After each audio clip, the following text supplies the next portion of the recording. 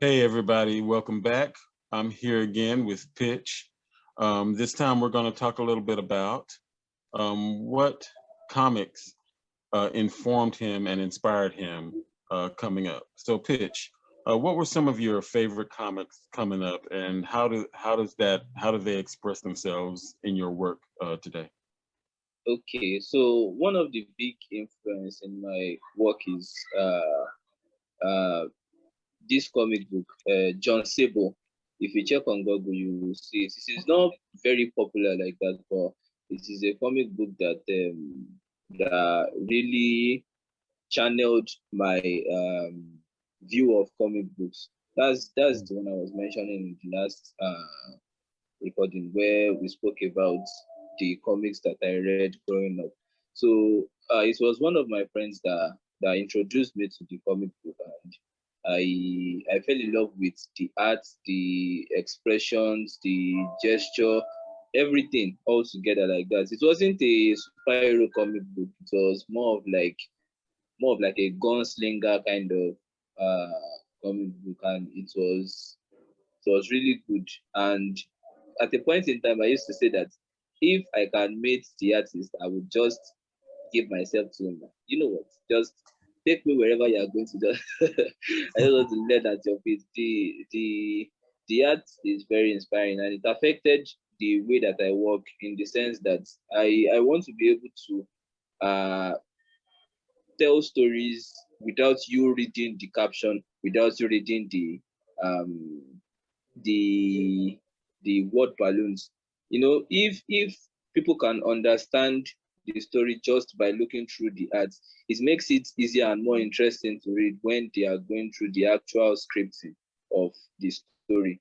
So in that way, the man's work influenced the way that I work, like my approach to comic books. That's why a lot of times I prefer to work on interior pages rather than covers, because I feel like interior pages is the main story. It is what we are coming to see. The cover is just introducing them to what is inside. So, because you know, a cover can tell you that okay, this is the villain, this is the good guy, this is the bad guy, but the cover does not fully express the story. So the interior pages is what expresses the story, and then being able to be the one to express that story is like the greatest feeling, because I'm able to put in a lot of different things like camera angles, like uh, lighting, rendering, all of that.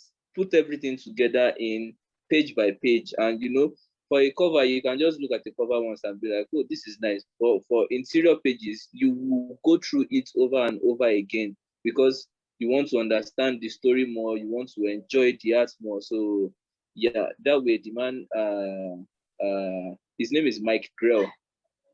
So Mhm. that way his art influenced me. And then after that, when I got a smartphone, that was when I started seeing Jim Lee's work. At that point in time, I didn't know any other comic book artist. I just knew Mike Grell.